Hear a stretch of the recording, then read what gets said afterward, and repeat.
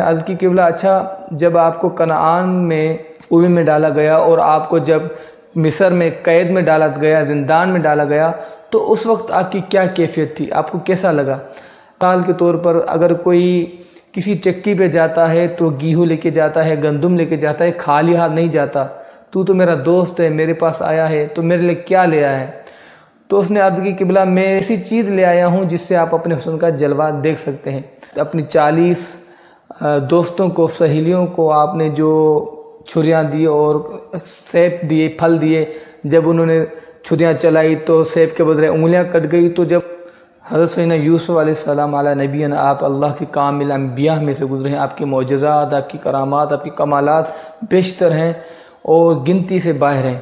آپ کے بارے میں آتا ہے کہ آپ کا ایک دوست تھا جو گھومنے کے لیے کچھ عرصے کے لیے باہر گیا ہوا تھا، دنیا گھومے، ملک گھومے، تمام چیزیں گھومی، بلا کر گھوم کے وہ آپ سے ملاقات کے لیے آیا۔ جب سیدنا یوسف علیہ السلام سے آپ سے ملاقات ہوئی تو آپ کو بتایا کہ میں نے زمینی سفر کیے ہیں، میں نے بحری سفر کیے ہیں، میں دنیا گھوما ہوں، خشکی گھوما ہوں، بحر، سمندر، دریا گھوما ہوں، تمام میں نے سفر کیے ہیں، دنیا کے بڑے بڑے ملک گھوم کے آیا ہوں۔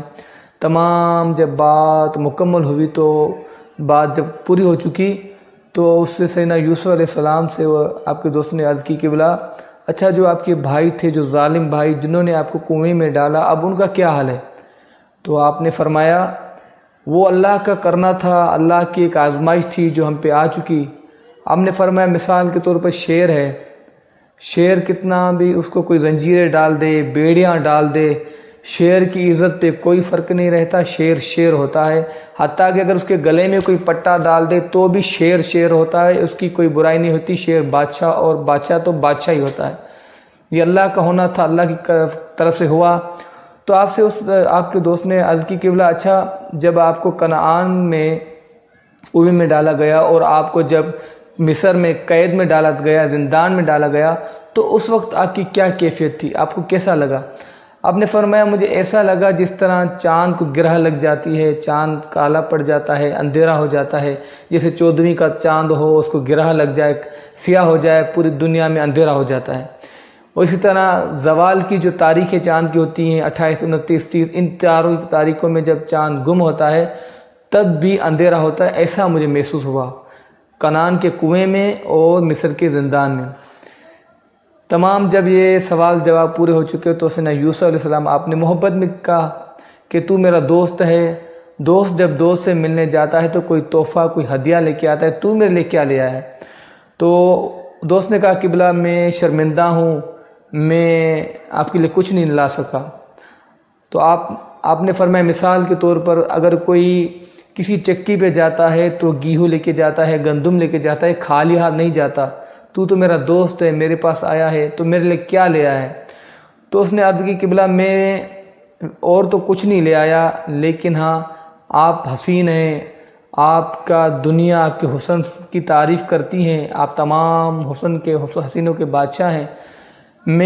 ہم سب تو آپ کے حسن کا جلوہ دیکھ سکتے ہیں، لیکن آپ نے کبھی اپنے حسن کا جلوہ نہیں دیکھا، تو میں ایک ایسی چیز لے آیا ہوں جس سے آپ اپنے حسن کا جلوہ دیکھ سکتے ہیں۔ تو آپ کے دوست نے بیگ میں سے آئینہ نکالا اور آپ کو ہدیہ کیا۔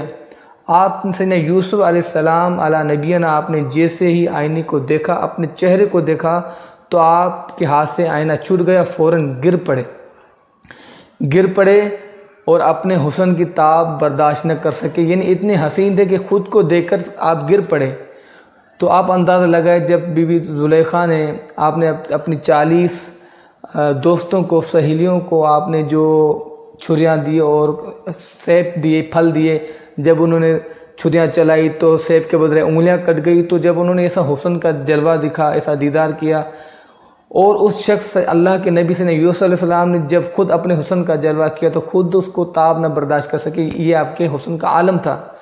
تو اس تمام قصے سے، اس تمام حکایت سے مولا روم ہمیں یہ سمجھانا چاہتے ہیں، آپ فرماتے ہیں کہ جس طرح بندہ کوئی حسین آئینے کو دیکھتا ہے، اپنے حسن میں گم ہو جاتا ہے، اپنے دیکھنے میں گم ہو جاتا ہے، دنیا کی چلنا پھرنا، دنیا کی کاروبار کی اس کو کوئی پرواہ نہیں ہوتی، کیا ہو رہا ہے، کیا تماشا ہو رہا ہے، کہاں کیا ہو رہا ہے اس کو کوئی پتہ نہیں، فرق نہیں پڑتا، کیونکہ وہ اپنے جلوے میں گم ہوتا ہے۔